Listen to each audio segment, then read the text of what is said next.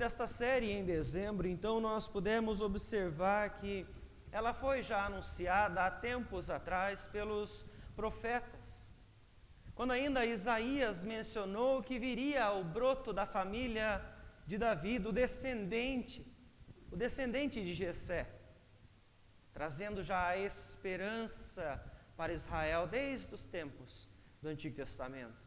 Esta que veio sendo reforçada quando o anjo Gabriel surge para Maria e permite que ela então tenha em seu ventre gerado o nosso Salvador, trazendo para nós a verdadeira alegria. O canto de Maria é um canto de alegria, pois esta é a maior história já contada em todos os tempos. E assim então o menino nasceu.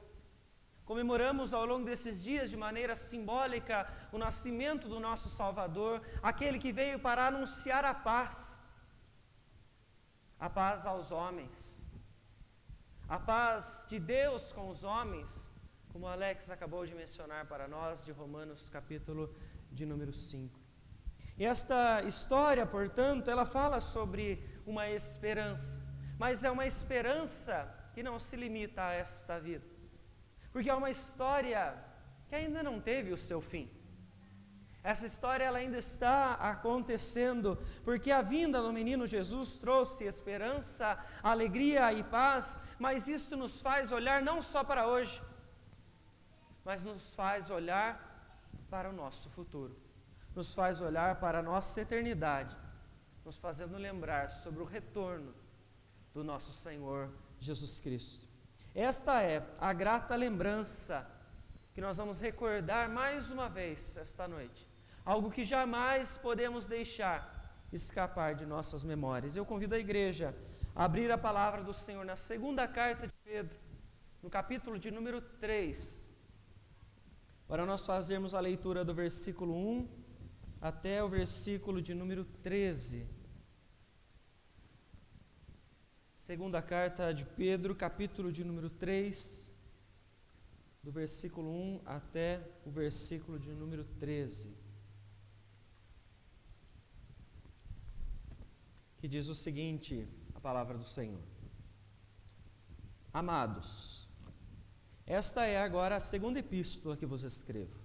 Em ambas, procuro despertar com lembranças a vossa mente esclarecida, para que vos recordeis das palavras que anteriormente foram ditas pelos santos profetas, bem como do mandamento do Senhor e Salvador, ensinado pelos vossos apóstolos.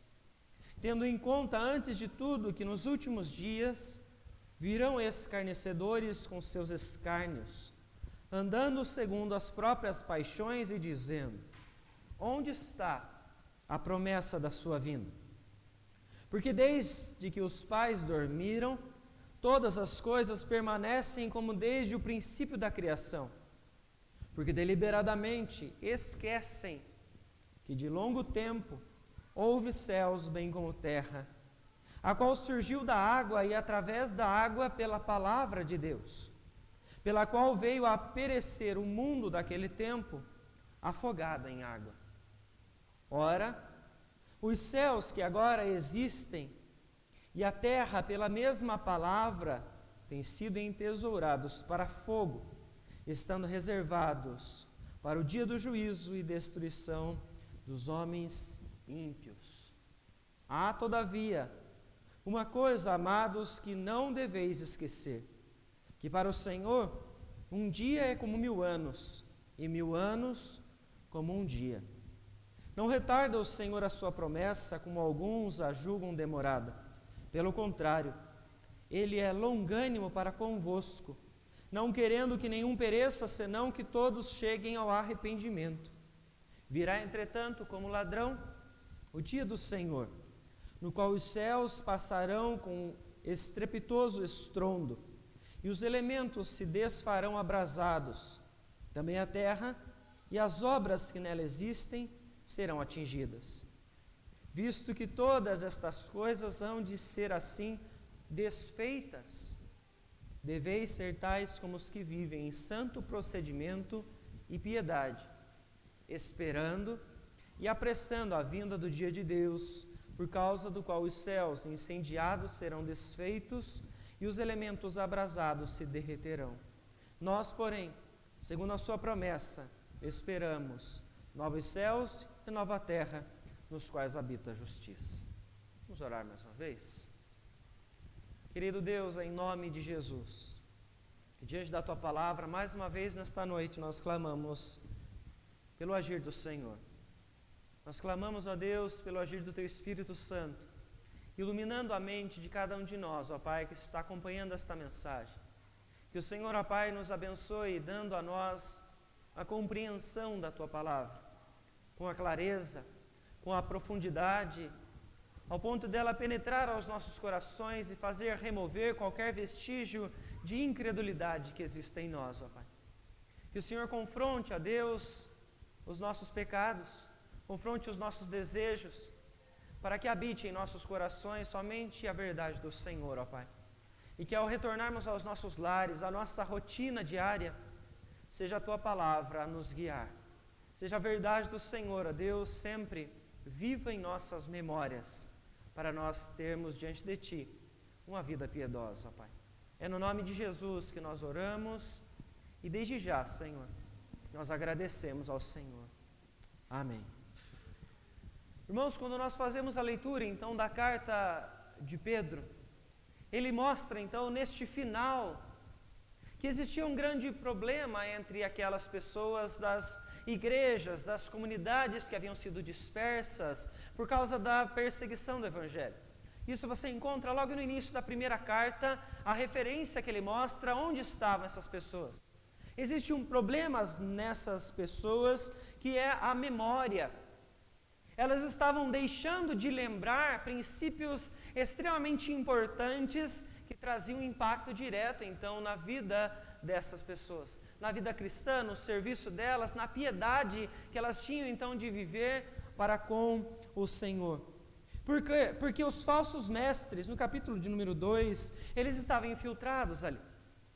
O problema de memória dessas pessoas, dessas igrejas, ele estava acontecendo por causa da presença de pessoas que estavam deturpando a verdade do Evangelho, que estavam deturpando a verdade das promessas deixadas pelo Senhor. E por isso Pedro vem entender a importância de reforçar a grata memória que nós temos deixada pelo Senhor. Inicialmente, então, ele fala sobre a grata memória da concordância. Olhe como é importante nós vermos que a palavra, ela se concorda entre si.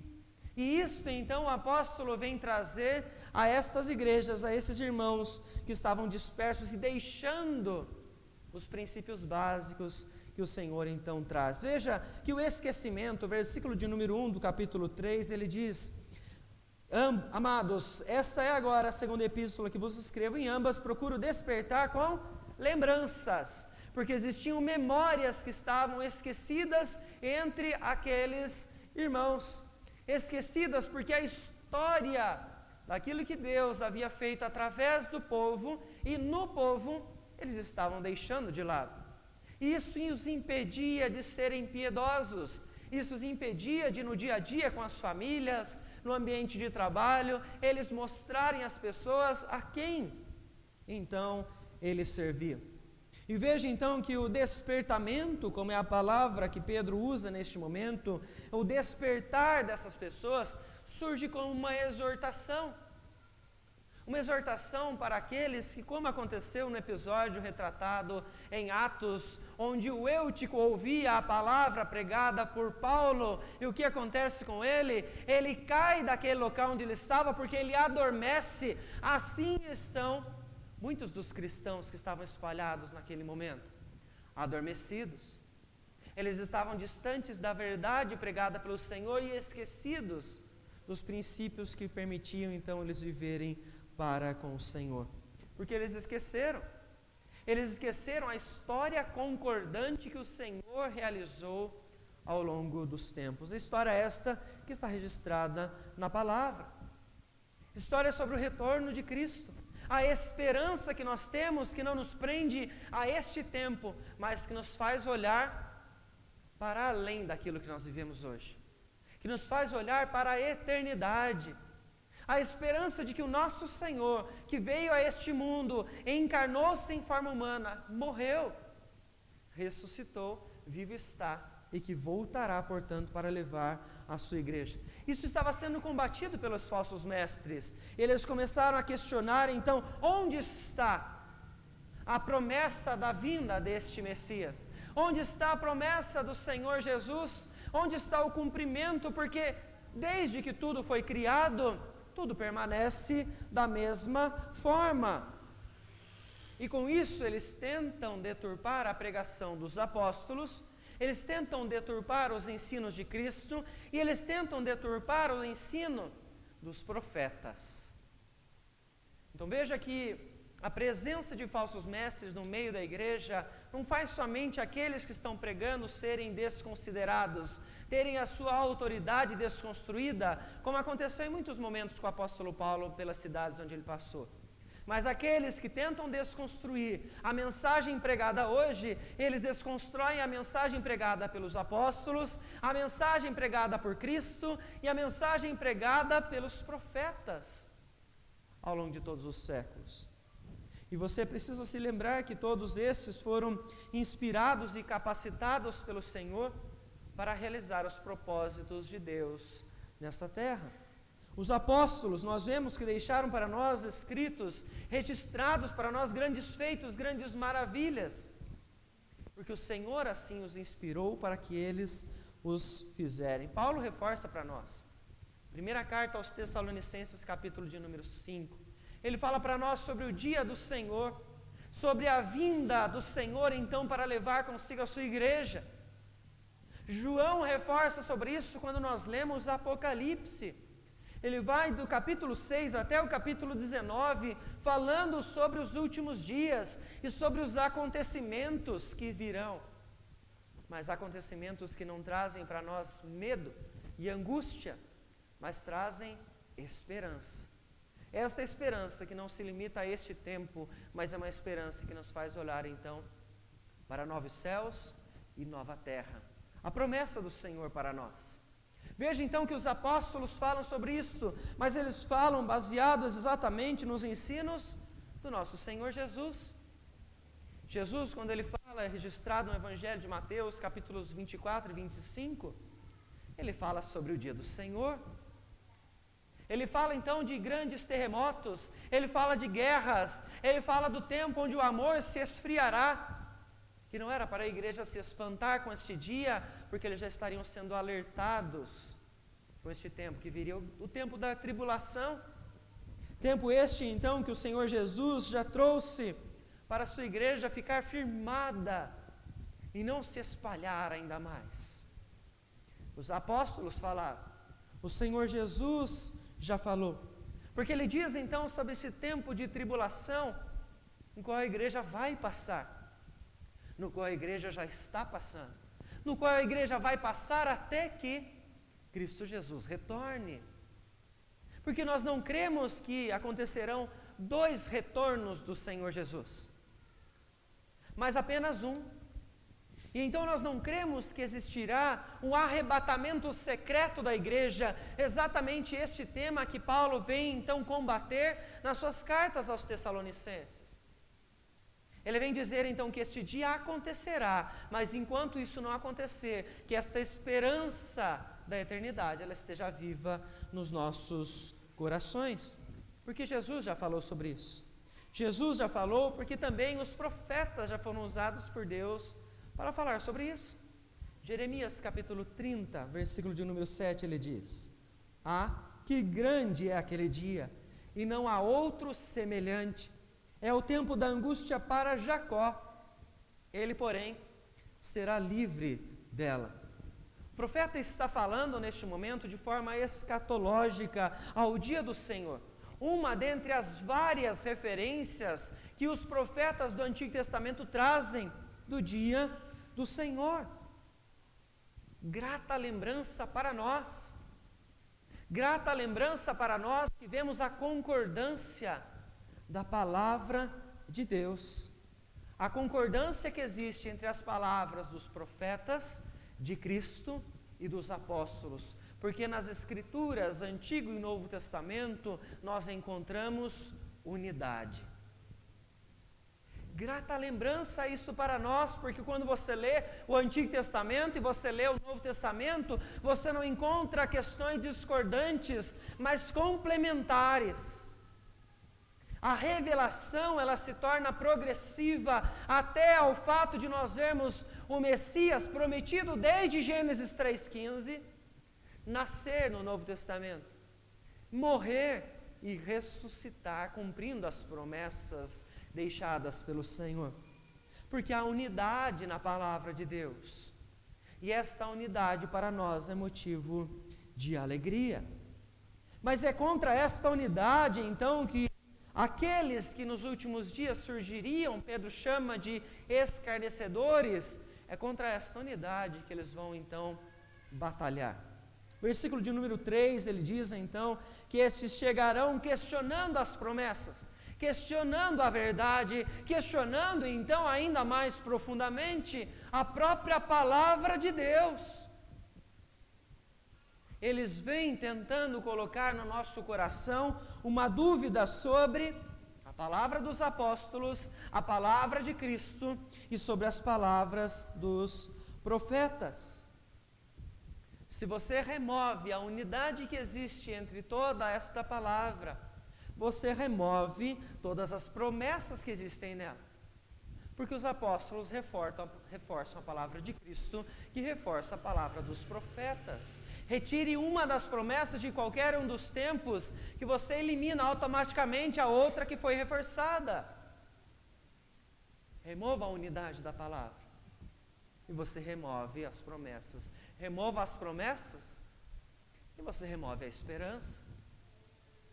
A esperança que não se limita a esta vida para nós que cremos na palavra, mas que nos leva a olhar para novos céus e nova terra, tempos onde não haverá pandemia, tempos onde não haverá dificuldade, tempos onde não haverá dor, não haverá morte, não haverá o choro que todos nós passamos ao longo de todo este ano.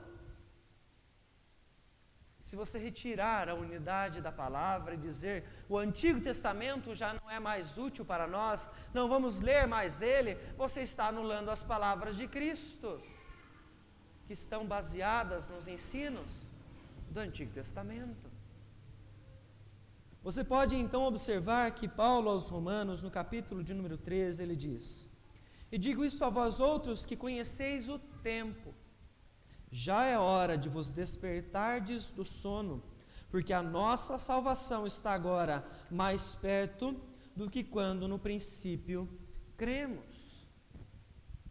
É tempo de você despertar, de você entender de uma vez por todas que os escarnecedores estão espalhados por aí e tentando retirar de você toda a segurança que você tem nas Escrituras, colocando dúvidas e mais dúvidas no seu coração, como se as promessas do Senhor não fossem mais se cumprir, como aqueles que estavam fazendo no tempo de Pedro. Onde está, portanto, a promessa da sua vinda? Porque aparentemente tudo está desde sempre como aconteceu no início.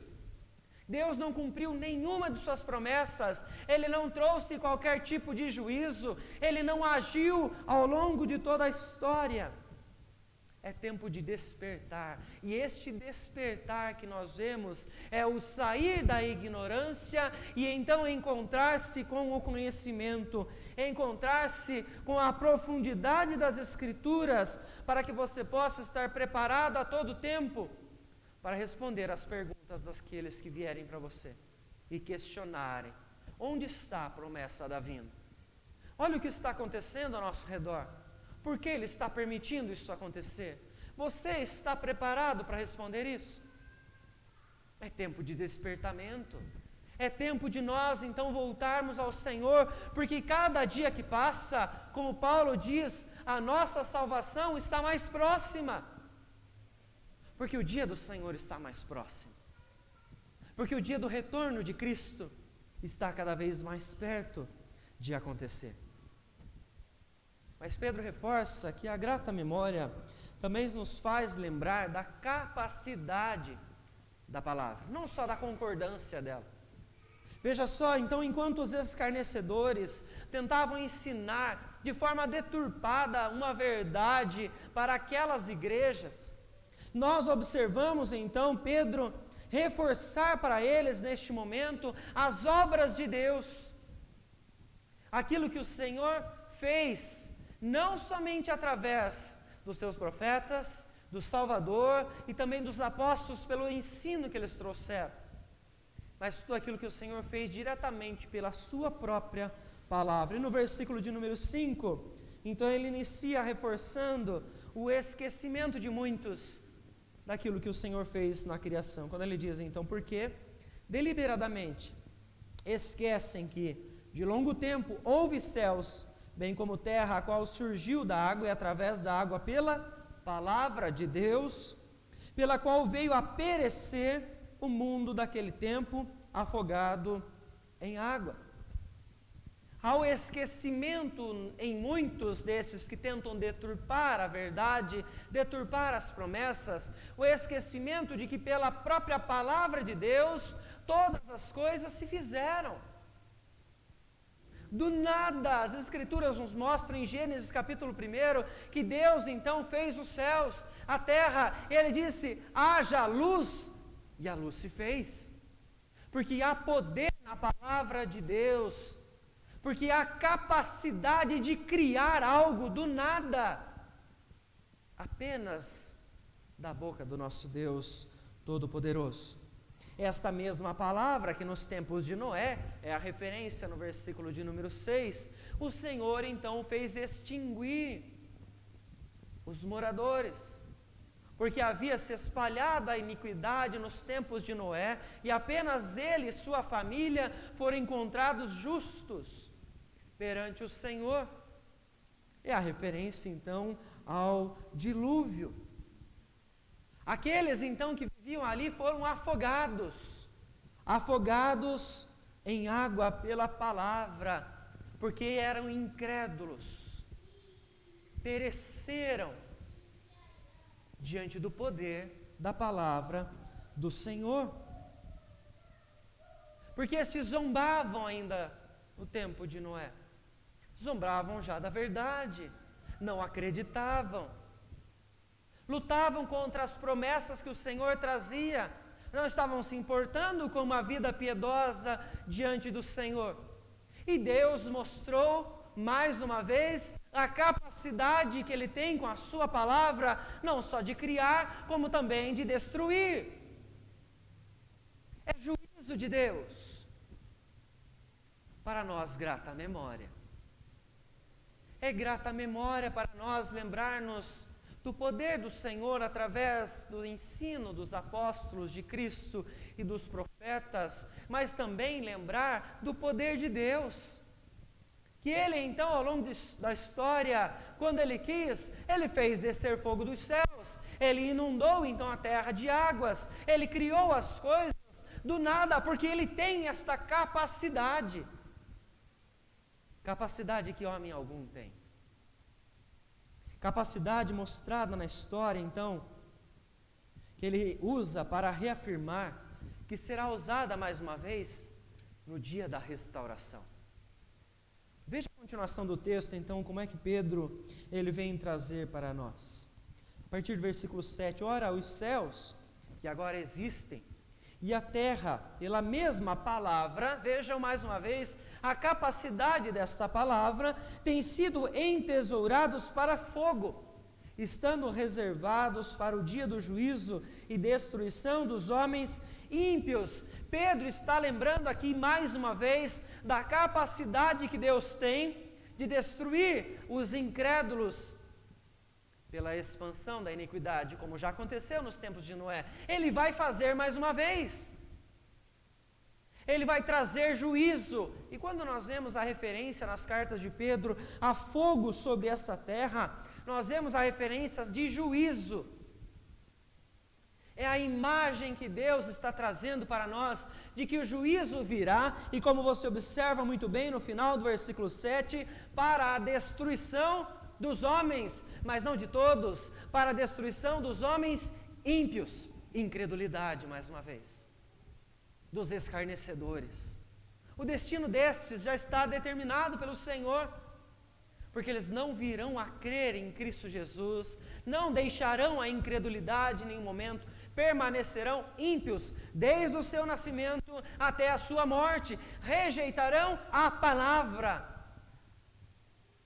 Esta concordância da palavra e esta capacidade da palavra será rejeitada por estes homens que por conta disso trazem o juízo de Deus sobre suas vidas. A ira mencionada pelo Alex no início, que foi retirada por Cristo Jesus no seu sacrifício, para aqueles que hoje depositam fé nele, ela permanece sobre os ímpios. Ela permanece sobre esses escarnecedores. Ela permanece sobre os zombadores de Deus, que verão então no dia do juízo, no dia do Senhor, a capacidade que a palavra de Deus tem mais uma vez, de destruir os ímpios e de restaurar todas as coisas para novos céus e nova terra surgirem. É tempo, portanto, de nós não somente despertar-nos para conhecer a palavra cada vez com mais profundidade, mas é tempo de se firmar nessa palavra, para que ela não traga para você medo e angústia, quando as pandemias vierem, quando os terremotos surgirem, quando os tsunamis então devastarem as cidades litorâneas. Lembre-se que tudo isso já foi prometido, e que este tempo está se aproximando cada vez mais. O dia da nossa salvação é breve. Ele está cada vez mais próximo. É isso que a palavra do Senhor, ela traz para nós, e isso é grata lembrança. Porque a maior história contada, ela ainda não acabou.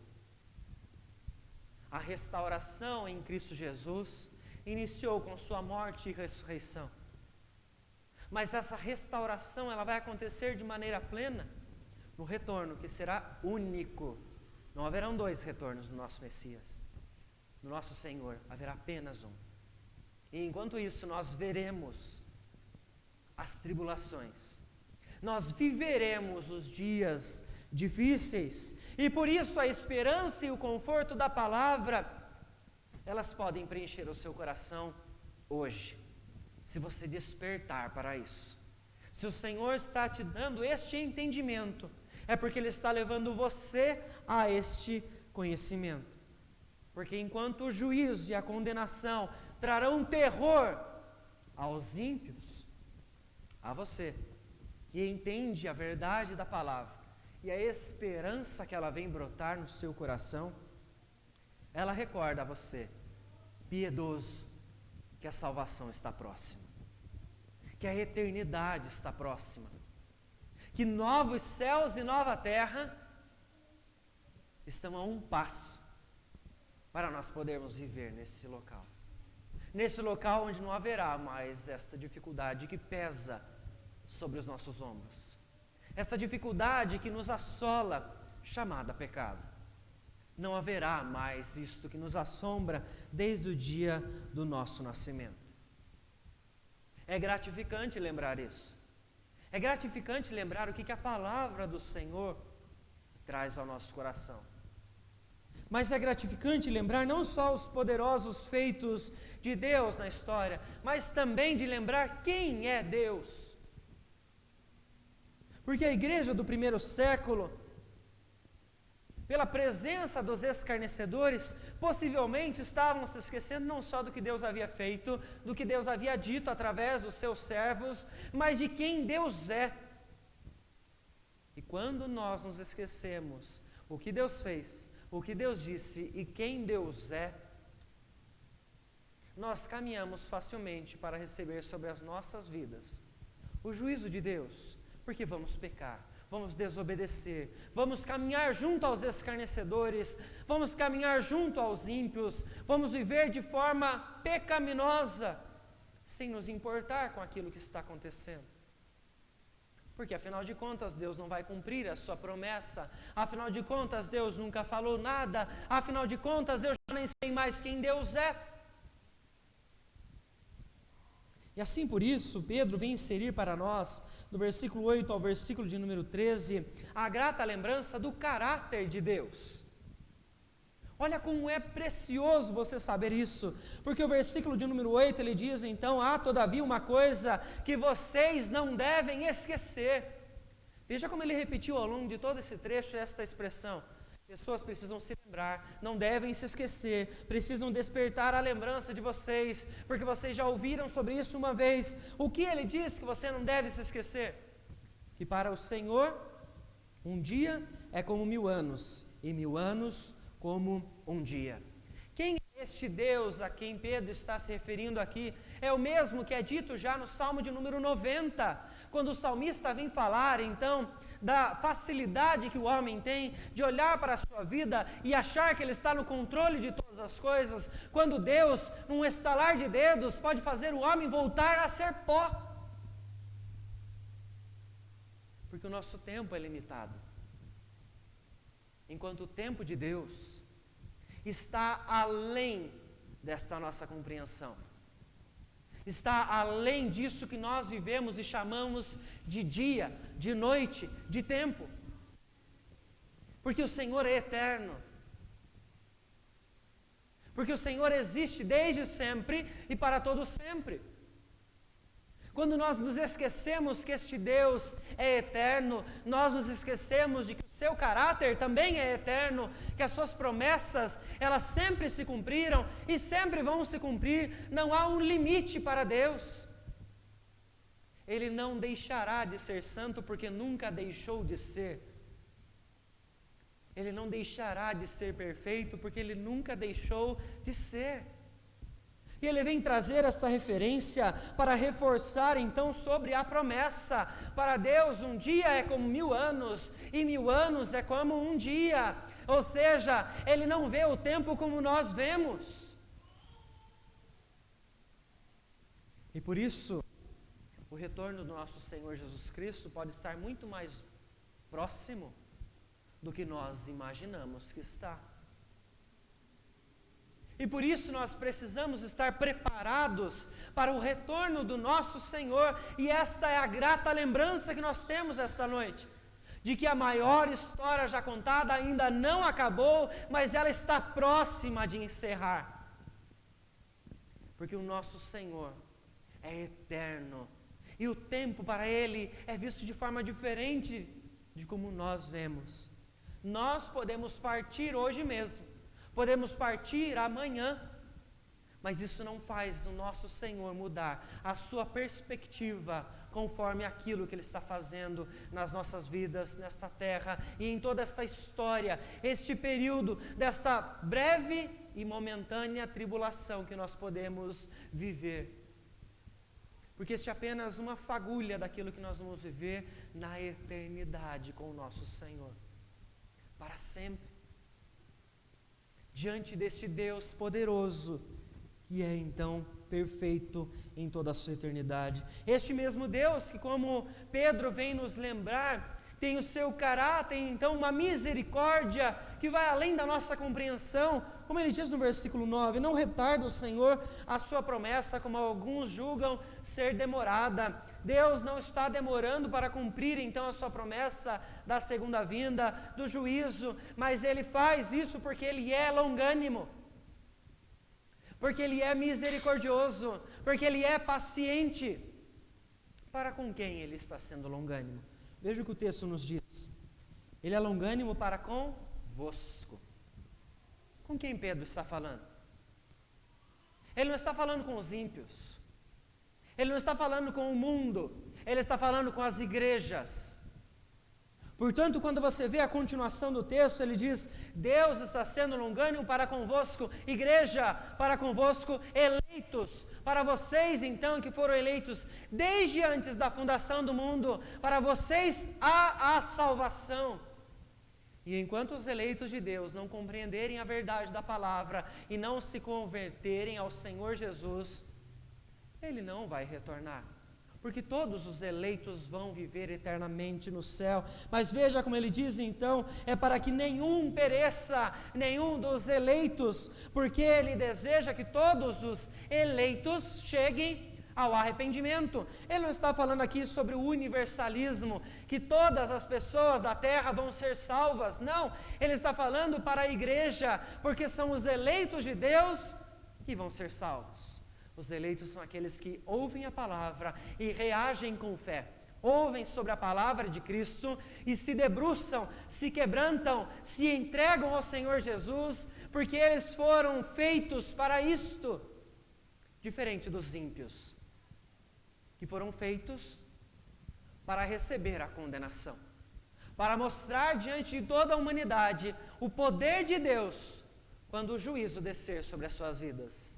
Mas por que Deus faz dessa forma? Romanos capítulo 9 e capítulo de número 10, porque Ele é soberano. E na sua soberania, como o Criador dos vasos, Ele tem total autonomia, autoridade e liberdade para criar vasos de honra e vasos de desonra. Quem sou eu, pobre criação que sou, um vaso nas mãos de Deus para questionar os feitos de Deus em sua eternidade? Veja esse Deus maravilhoso que Pedro está nos fazendo lembrar, onde ele diz: vocês não devem se esquecer dele jamais, porque senão vocês vão deixar de ser piedosos, vocês vão deixar de viver de maneira agradável a Ele. E ele então retoma falando sobre o dia do Senhor, de como isso vai acontecer e de como isso vem diretamente a nós. Virá, entretanto, como ladrão, o dia do Senhor, no qual os céus passarão com estrepitoso estrondo, e os elementos se desfarão abrasados. Também a terra e as obras que nela existem serão atingidas, visto que todas essas coisas hão de ser assim desfeitas. Deveis ser tais como os que vivem em santo procedimento. Veja que interessante essa imagem que Pedro cria na nossa mente. Céus, terra, obras sendo desfeitas. Como se você pegasse um plástico e colocasse ele no fogo, o que acontece com ele? Começa a derreter. A imagem que Pedro está querendo inserir na nossa mente neste momento é exatamente essa, de que o fogo traz juízo e que o juízo vai desfazer todas as obras pecaminosas dos homens de todos os tempos, sobre eles e sobre toda a criação. Ele está falando aqui de restauração. Ele não está falando aqui que de repente você vai estar aqui e os montes vão começar a derreter. Não é isso, isso é coisa de filme. Ele está falando aqui sobre a restauração da criação para novos céus e nova terra. Porque o Senhor o fez e o Senhor vai restaurar tudo aquilo que Ele fez para que os eleitos de Deus possam viver toda a eternidade glorificando ao Senhor nela. Afinal de contas, por que Deus iria desfazer e destruir completamente algo que Ele fez? E no início Ele disse que quando Ele fez, tudo era bom. Quem estragou tudo não foi Deus, fomos nós, por conta do pecado, da nossa desobediência. E nós vemos isso surgir cada vez com mais intensidade, porque o pecado está se alastrando e nós, com o pecado, estamos estragando a bela criação da qual nós somos chamados para cuidar, para ser mordomos, para nós olharmos para tudo aquilo que Deus fez e cuidarmos para a glória do nosso Senhor, mas nós não o fizemos. Mas o Senhor traz esta grata lembrança para nós, da restauração de todas as coisas. Porque é isso então que ele diz no versículo de número 13: nós, porém, segundo a promessa, esperamos novos céus e nova terra, nos quais habita justiça. Aquele, portanto, que remove o crédito da palavra de Deus, do poder da palavra de Deus, dos ensinos e dos grandes feitos que o Senhor realizou ao longo da história e de quem o Senhor é, que nós aprendemos pela palavra de Deus, deixará de viver para o Senhor de forma piedosa, voltará aos desejos da sua própria carne, como os escarnecedores, que no versículo 3 ele diz que andam segundo as suas próprias paixões, e por isso eles questionam as promessas, por isso eles questionam a palavra de Deus, porque eles se afastaram disso. É tempo de despertamento, É tempo de você voltar às Escrituras, porque o dia do retorno do Senhor está breve. Que grata lembrança é essa que o Senhor traz às nossas mentes, porque a maior história já contada, ela ainda não acabou. Ela vai terminar, portanto, cumprindo as últimas promessas que o Senhor traz para nós na sua palavra, reforçadas com grande esperança e não medo e angústia no livro do Apocalipse, onde você lê no capítulo de número 21, a beleza deste lugar, quando ele então for restaurado, lugar de perfeição. Porque quando você olha então aquela descrição das ruas de ouro, não necessariamente essas ruas serão amarelas como ouro, mas você precisa entender que como o fogo representa o juízo de Deus, o ouro representa naquele momento a perfeição que vai existir naquele local. Porque não haverá pecado. Aquilo que traz para nós todo o sofrimento. Esta é a esperança que deve estar viva no seu interior. Esperança que nos faz não olhar só para um hoje, um dia melhor, uma semana melhor, porque é em Cristo que nós temos a esperança, mas não só para agora, para nós vivermos também olhando para a eternidade, porque ela está breve. Este dia está chegando, meus irmãos. Isso deve preencher o seu coração de tal forma que você acorda todos os dias com alegria, sabendo que um dia a menos para a nossa salvação acontecer já se passou. E não com medo da vida, e não com medo das coisas que estão acontecendo, mas com alegria, porque as promessas do Senhor, elas estão para se cumprir na sua totalidade sobre toda a igreja. Portanto, nós não podemos deixar de crer na palavra do Senhor, Antigo e Novo Testamento. Leia a palavra do Senhor, porque é isso que vai te deixar firmado nesta esperança. Se você não tiver conhecimento, você estará daqui a pouco como os escarnecedores, questionando: cadê essa promessa que está demorando para acontecer? Se você estiver diante da palavra, saberá que não está demorando, porque Deus, Ele é longânimo, Deus é paciente, Deus é misericordioso, e está, portanto, aguardando para que todos os seus eleitos cheguem ao arrependimento. Jamais se esqueça daquilo que a palavra traz sobre nós, de quem Deus é. Deus é eterno, Deus é fiel, Deus é misericordioso. Este nosso Deus é o Deus que nos chama para fazer parte da sua igreja, parte do seu povo. É o mesmo Deus que é assim hoje e será assim para todo o sempre. Isso me permite descansar, porque eu sei que este Deus que me concedeu promessas, Ele vai cumprir conforme aquilo que está escrito. E portanto eu posso ter a plena certeza de que um amanhã será melhor, e de que mais ainda na eternidade será muito melhor, algo que eu não sou capaz nem de imaginar. Por isso então Pedro diz, capítulo de número 3, versículo 14: por esta razão, pois, amados, esperando estas coisas, empenhai-vos por serdes achados por Ele em paz, sem mácula e irrepreensíveis, e tende por salvação a longanimidade do nosso Senhor, como igualmente o nosso amado irmão Paulo vos escreveu. Lutem para viver uma vida piedosa, serem achados no dia que o Senhor Jesus voltar, como uma igreja em paz, sem mácula, sem pecado, irmãos piedosos, que estão aqui esperando ansiosamente o retorno do seu Senhor, o retorno do noivo da igreja. Estão ansiosos para este grande dia e por isso lutam para viver de maneira santa, prevenindo-se dos ataques dos incrédulos, dos ataques dos escarnecedores, dos insubordinados, sobre quem a condenação já está prometida.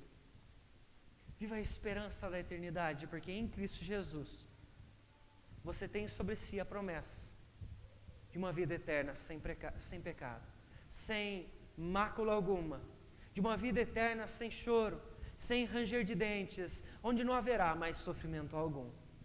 Quero convidar